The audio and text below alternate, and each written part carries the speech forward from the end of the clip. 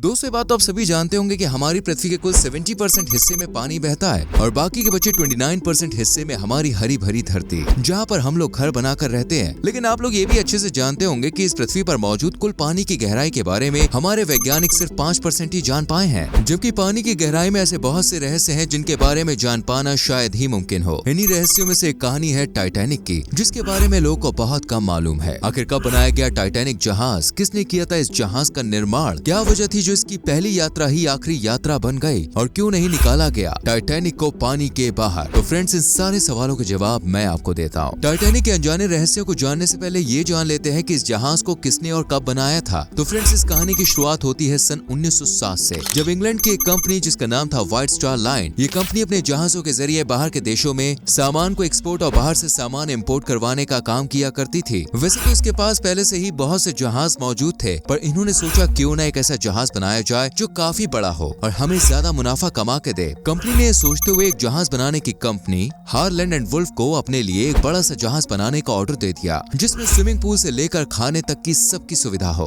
और दोस्तों, आपको बता दूं कि हारलैंड एंड वुल्फ एक ऐसी कंपनी थी जिसने उस समय बहुत से जहाज बनाए थे। खासकर व्हाइट स्टार लाइन के लिए तो इसने बहुत ज्यादा जहाज बनाए थे, जिनमें से अभी तक किसी भी जहाज में कोई भी दिक्कत नहीं आई है। यही वजह थी कि इस बार भी व्हाइट स्टार लाइन ने इस जहाज को बनाने का ऑर्डर इस कंपनी को ही दे दिया था। सन 1907 में हारलैंड एंड वुल्फ ने ये कॉन्ट्रैक्ट लेने के बाद 1 साल के अंदर इस बड़े जहाज का पूरा पेपर वर्क खत्म कर दिया और इन्होंने इसका मॉडल भी बनाया, जो कि व्हाइट स्टार लाइन को बहुत ज्यादा पसंद आया। मॉडल के हिसाब से इस जहाज की लंबाई करीब 882 फीट 9 इंच तक रखी गई और इसकी चौड़ाई लगभग 92 फीट थी। वहीं बात करें इसकी ऊंचाई की, तो ये जहाज पेपर वर्क के अकॉर्डिंग करीब 175 फीट ऊंचा था। इसके बाद सन 1909 में इस जहाज को बनाना शुरू कर दिया गया। और आपकी जानकारी के लिए बता दें, जब इस जहाज को बनाया जा रहा था तब इसका नाम प्रोजेक्ट 401 रखा गया था और इस जहाज को बनाने में करीब 2 साल का समय लगा था, जिसके चलते सन 1911 में इस जहाज को टाइटैनिक के नाम से तैयार कर दिया गया। वैसे अगर आपको नहीं पता तो हम बता दें कि इस जहाज का टाइटैनिक नाम एक पावरफुल गॉड से इंस्पायर होकर रखा गया था।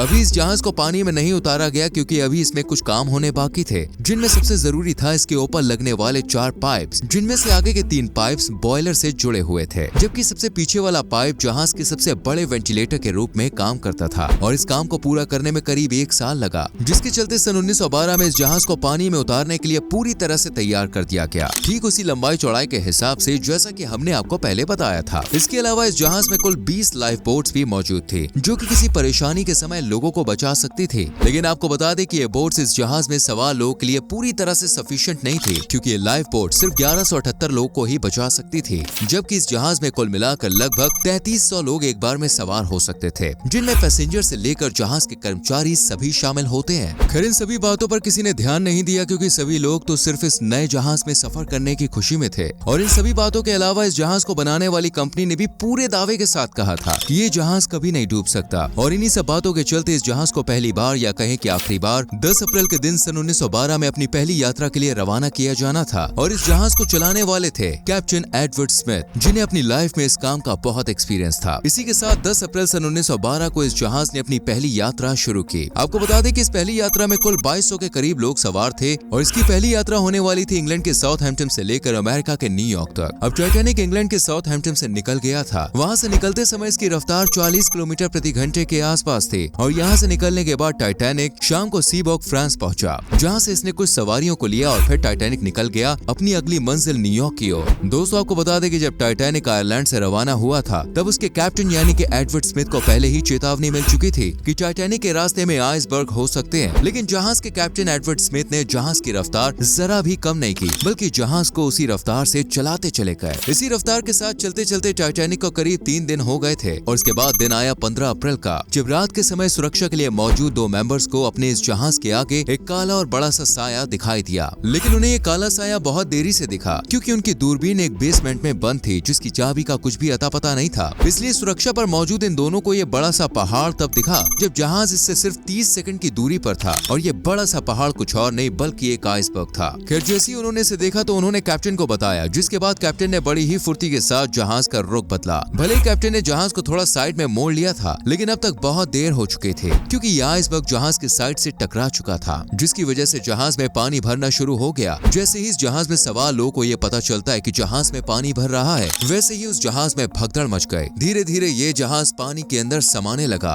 और करीब 2 घंटे के अंदर अंदर ये जहाज पूरी तरह से समुद्र की गोद में समा गया और इस जहाज में कुल 2200 से ज्यादा लोग सवार थे, जिनमें से 1500 से ज्यादा लोग अपनी जान बचाने में सफल हुए, वहीं 700 के आसपास लोग अपनी जान गंवा बैठे। आपको बता दें, इस जहाज में मरे लोग की मौत डूबने की वजह से नहीं बल्कि वहाँ के ठंडे पानी से हुई थी। दोस्तों, इस जहाज के डूबने के करीब 73 साल बाद रॉबर्ट बैलार्ड को 1985 में टाइटैनिक का मलबा मिला था, जिसके बाद टाइटैनिक के डूबने के पीछे आज भी कई थ्योरीज आती हैं, जिनमें से कोई कैप्टन स्मिथ को गलत ठहराता है तो कोई टाइटैनिक जहाज की बनावट को। लेकिन हम आपको सच्चाई बताते हैं। दरअसल एक रिपोर्ट के अनुसार इस जहाज के डूबने के पीछे की वजह थी इसकी तेज रफ्तार, बाकी इसकी बनावट में कोई भी कमी नहीं थी। फ्रेंड्स, ये तो रही टाइटैनिक के डूबने की पूरी कहानी। चलिए अब जानते हैं कि आखिर क्यों टाइटैनिक को आज तक समुद्र से बाहर नहीं निकाला गया है। देखिए, कोशिश तो बहुत बार की जा चुकी है दोस्तों। वैसे अगर कोई भी जहाज डूबता है तो उसे बाहर निकाल लिया जाता है, लेकिन टाइटैनिक के 2 टुकड़े हो चुके थे, जिस वजह से इसे ऐसे नहीं निकाला जा सकता था। इसके अलावा बहुत से वैज्ञानिकों ने यह भी दिमाग लगाया कि अगर टाइटैनिक को मैग्नेट और हाईटेक सबमरीन की मदद से निकाला जाए, लेकिन ये आइडिया भी काम नहीं आया, क्योंकि इस काम में टाइटैनिक का 46,328 टन का वजन इसके आड़े आ रहा था और ये आइडिया भी फ्लॉप हो गया। इसके बाद कई वैज्ञानिकों ने मिलकर सोचा कि इस जहाज के अंदर पिंग-पोंग बॉल्स भर दी जाए तो ये कुछ हद तक ऊपर की तरफ आ सकता है। इसके बाद मैग्नेट के जरिए से बाहर निकाल लेंगे, लेकिन तभी उन्हें पता चला कि पानी कितनी गहराई है जिसमें पिंग-पोंग बॉल्स जाते ही फट जाएंगी, तो फिर वो टाइटैनिक को क्या खाक बाहर निकाल पाएंगी? यानी कि ये आइडिया भी बॉस फ्लॉप। फिर आखिरकार अमेरिका के एक इंजीनियर जॉन पेयर ने आइडिया दिया कि अगर टाइटैनिक के आसपास के पानी को बर्फ में तब्दील कर दिया जाए तो वो जहाज पानी की ऊपरी सतह पर आ सकता है, क्योंकि पानी की तुलना में बर्फ में बहुत कम डेंसिटी होती है। फिर साइंटिस्ट ने बताया कि इस काम के लिए करीब आधा मिलियन टन लिक्विड नाइट्रोजन की जरूरत पड़ेगी और इतनी सारी लिक्विड नाइट्रोजन को पानी की इतनी गहराई में कैसे ले जाएंगे। बस यहीं पर यह प्लान भी दोस्तों खराब हो गया। इसके बाद एक जहाज बनाने वाली कंपनी ने टाइटैनिक को बाहर निकालने का आइडिया दिया। उन्होंने बताया कि टाइटैनिक पर लगी जंग को निकाल दिया जाए, जिसके लिए एक बहुत हैवी मशीन की जरूरत होगी। इसके बाद टाइटैनिक को एक मोटी लोहे की रॉड की मदद से एक दूसरे जहाज से जोड़ देंगे। बस फिर उसके बाद का काम ये मशीन ही कर देगी। लेकिन इस काम के लिए दोस्तों गैस से भरी सबमरीन का इंतजाम करना पड़ता। इतना ही नहीं, इसके लिए बहुत ज्यादा पावर लाइट भी चाहिए थी और इन सभी चीजों को जब देखा गया तो इसमें बहुत ज्यादा खर्चा आ रहा था। इसलिए इस तरीके से टाइटैनिक को बाहर निकालना बहुत महंगा पड़ता, तो उन्होंने ये आइडिया भी ड्रॉप कर दिया। जिसके बाद सभी को पता चल गया कि भले ही किसी तरह टाइटैनिक को बाहर तो निकाल लेंगे, लेकिन इसके लिए खर्चा बहुत ज्यादा होगा। इसके अलावा यूनेस्को ने सन 2001 में टाइटैनिक को under water culture heritage protective site declare कर दिया। यानी अब इस जहाज को कभी भी पानी के बाहर नहीं निकाला जा सकता है। दोस्तों, उम्मीद करते हैं इस वीडियो के जरिए आपको टाइटैनिक के बारे में बहुत सी बातें पता चल गई होंगी। वीडियो को लाइक और शेयर जरूर करें और हमारे पेज को फॉलो कीजिए।